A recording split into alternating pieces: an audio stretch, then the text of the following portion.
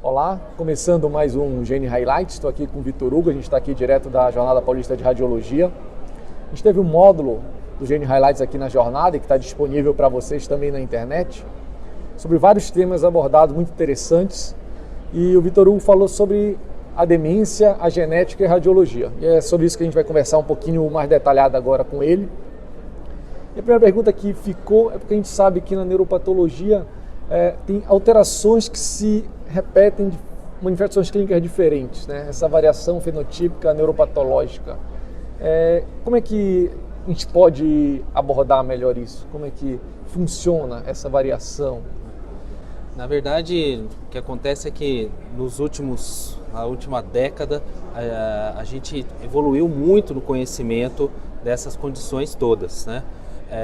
Passou-se a conhecer quais são as histopatologias específicas, quais são as correlações entre o aspecto genético, o aspecto clínico, quais são as síndromes clínicas que podem dar aquele gene e aquela alteração fisiopatológica.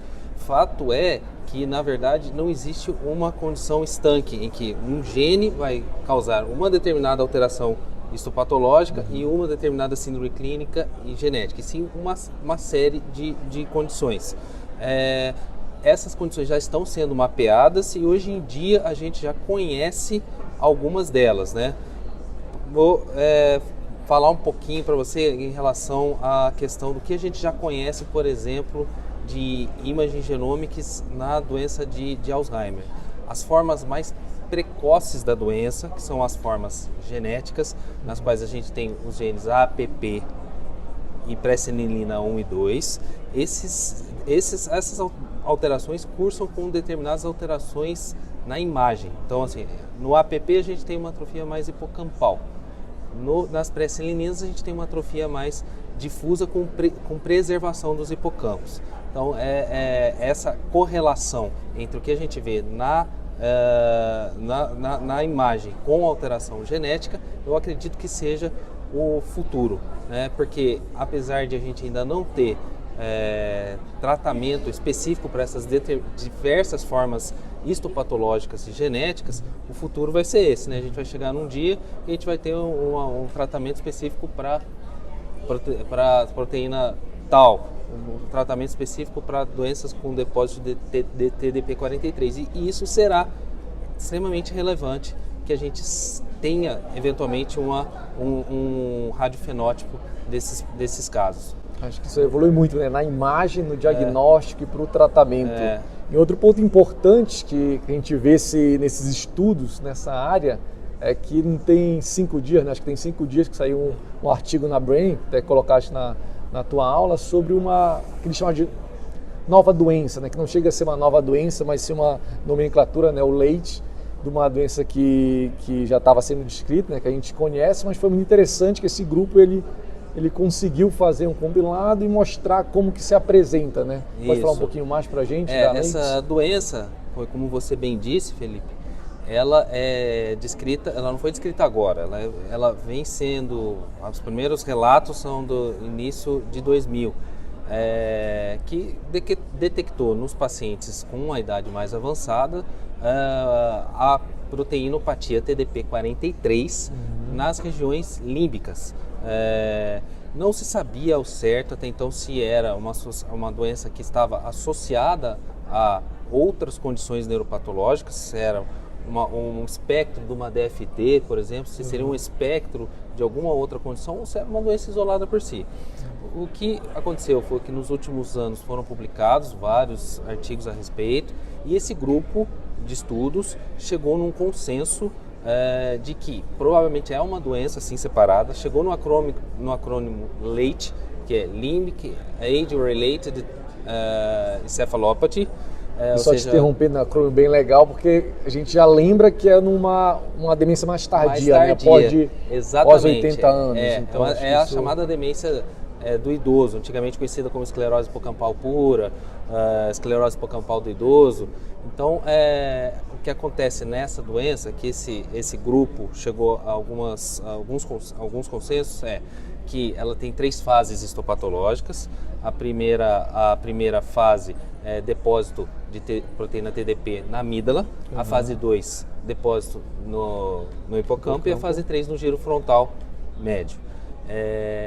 E o aspecto clínico ainda não foi muito bem delineado, existe uma certa dificuldade de diferenciação com doença de Alzheimer, porque ambas... Até quando a gente conversou uma sobreposição né, das doenças. O fato legal, que eu acho que é marcante, é que essa doença ela vai aumentando a sua incidência na 8ª e 9ª década de vida, ao passo que a doença de Alzheimer ela ou estabiliza ou até diminui, segundo alguns papers, com a chegada da 8ª, 9ª até em pacientes centenários, né? Levando assim para a nossa prática, né, como médicos radiologistas, em relação ao relatório, costuma usar algum método quantitativo para incluir, ou alguma escala, ou é algo só visual mesmo? O que você acha interessante usar no relatório? Assim, com o advento, né, desses artigos mostrando a relação de atrofias específicas em determinadas regiões com determinadas alterações histopatológicas e até genéticas, a ideia é cada vez mais tentar fazer o diagnóstico precoce através de tênues alterações atróficas em determinadas regiões. A gente sabe que o nosso olho nem sempre consegue visualizar pequenas alterações, então, obviamente, o método quantitativo, seja ele qual for, mais difundido é o neuroquant, né? Ele, nesses casos ele é interessante, naqueles casos que a gente ainda não... Provavelmente o paciente tem uma doença neurodegenerativa clinicamente, mas a gente ainda não conseguiu detectar uma alteração bem clara do ponto de vista de imagem. Vou dar um exemplo, no caso de doença de Alzheimer. A gente usa no dia a dia, né, a escala MTA, aquela escala que é bem reprodutível, ela é fácil de usar no dia a dia, usada em larga escala, basta fazer um corte coronal dos hipocampos, você classifica lá. O bom dela é que quando ela está claramente positiva, claramente negativa, tudo bem. Agora, aquela faixa do meio, né, intermediária, 2, 3, nesses casos, no paciente com declínio cognitivo leve, a gente não sabe para onde ele vai evoluir. Então, nesse caso, vale a pena a imagem quantitativa, porque a gente consegue definir onde está o ponto desse paciente, qual é o percentil exato dele para aquela população, para aquela faixa etária e sexo, né? Então, isso que é legal da imagem quantitativa. Eu acho que tem para acompanhamento do próprio paciente, né, para ver a evolução, se está reduzindo aquela área específica. Exatamente. Acho que é bem interessante isso. Então, vão chegando novos métodos, né? Acho métodos quantitativos. E algo que também que está ali, acho que é o futuro, são as imagens híbridas. Isso, imagem híbrida com certeza vai ser o futuro desses diagnósticos dessas doenças neurodegenerativas, principalmente com o advento do PET-MRI, né? A gente funde o que há de melhor nas duas coisas, né? Sim. A imagem molecular do PET com a anatômica, morfológica da ressonância, né? Quem sabe um dia no futuro a gente vai ter um exame que vai detectar a quantidade de proteína tal no hipocampo, a quantidade de proteína TDP43 nas regiões límbicas. Então, eu acho que a gente vai um dia chegar nesse ponto e vai determinar um diagnóstico cada vez mais acurado para esses pacientes. Certo. Consequentemente, né, o tratamento para os pacientes vai ser mais individualizado, que é o que a gente busca, né, sempre o melhor diagnóstico, o melhor tratamento para os pacientes. Bom, acho que esclareceu as dúvidas que ficaram, né, porque o tempo era muito curto, então acho que serviu para debater um pouquinho melhor sobre essas alterações na demência, nas síndromes neurodegenerativas.